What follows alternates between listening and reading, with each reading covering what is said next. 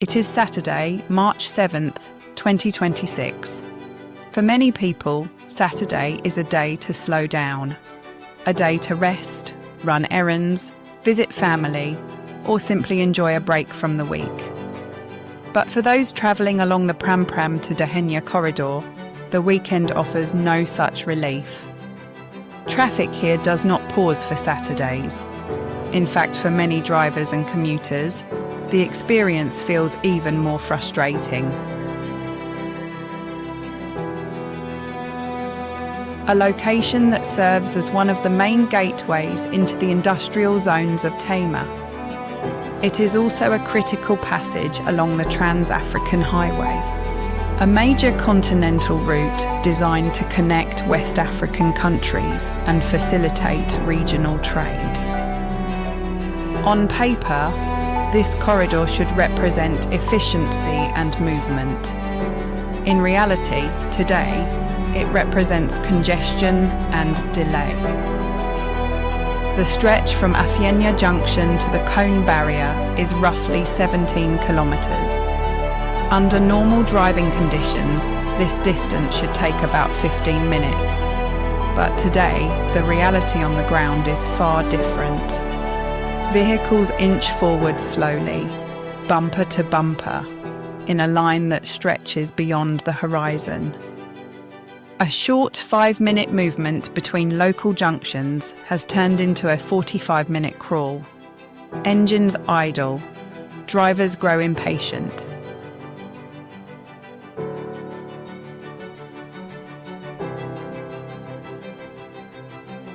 Motorcycles weave dangerously between lanes. Dust fills the air as vehicles attempt to escape the gridlock by driving along the shoulders of the unfinished road. The situation did not develop overnight. The story of this road is a story of ambition interrupted. In 2023, construction began on a major project to dualise the Tema-Aflao Road Dualisation Project, a $105 million initiative intended to expand the road into a modern dual carriageway. The project promised to transform travel between Accra, Tema, Prampram and the Volta region. For thousands of commuters and businesses, the expansion represented hope.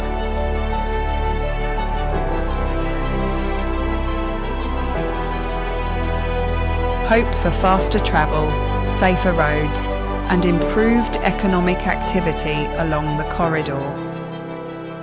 Work began with heavy equipment clearing land, grading surfaces, and preparing sections for expansion. Residents watched with optimism as the first signs of progress appeared. Then suddenly, everything stopped. Just months after construction began, the project stalled in 2023.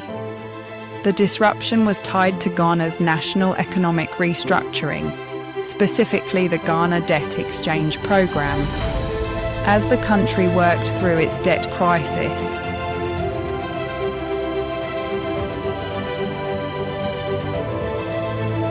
Several infrastructure financing arrangements were affected. Funding tied to UK export finance became entangled in the restructuring process. Without access to those funds, the contractor, BHM International, was forced to demobilise. Equipment disappeared from the roadside. Construction workers left the site. And what remained was a partially disturbed roadway, neither old nor new.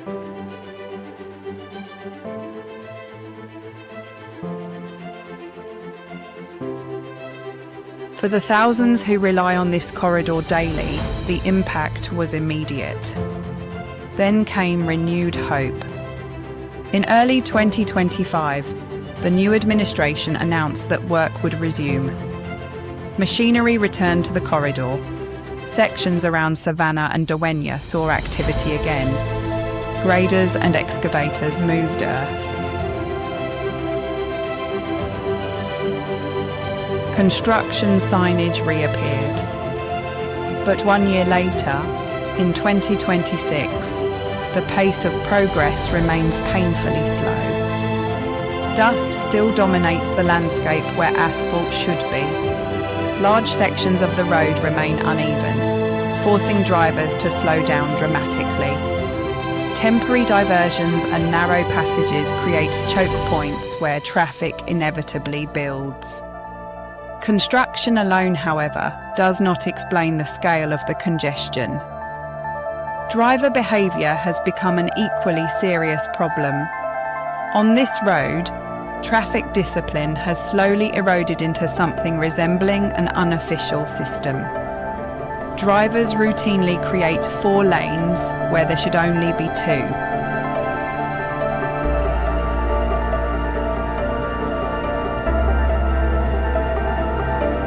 Some vehicles push onto the shoulders to bypass traffic, throwing clouds of dust into the air that reduce visibility for everyone behind them. Eventually, these same vehicles attempt to force their way back into the main lane at bottlenecks, creating further delays and arguments between drivers. What begins as an attempt to save a few minutes often ends up worsening the congestion for everyone. For many regular commuters, the frustration is obvious.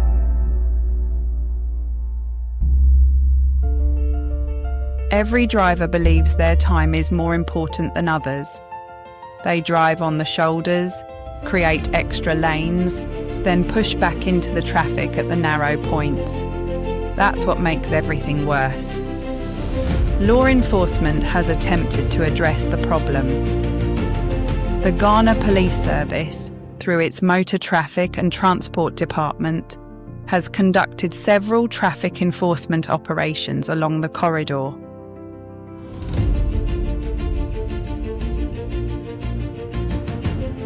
Campaigns such as Operation Deadwood target reckless driving and shoulder usage. During these exercises, dozens of drivers are stopped, fined, or warned. But the effect rarely lasts.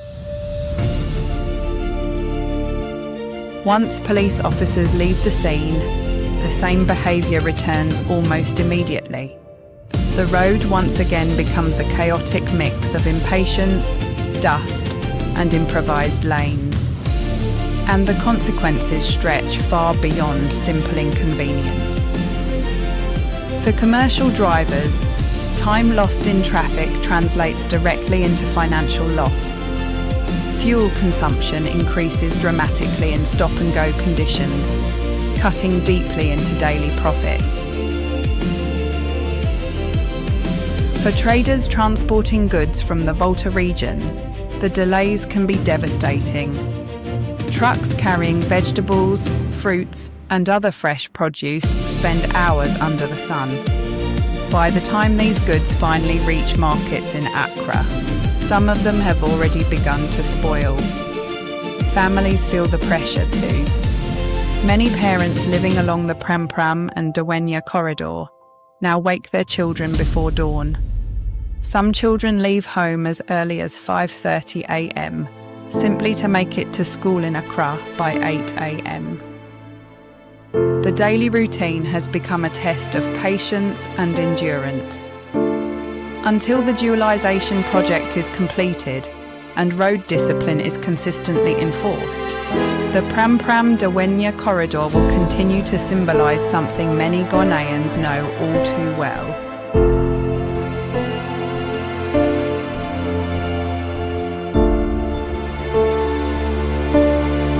Ambitious plans moving at a painfully slow pace. For now, this 17-kilometre road remains, for thousands of commuters, the longest 17 kilometres in Ghana.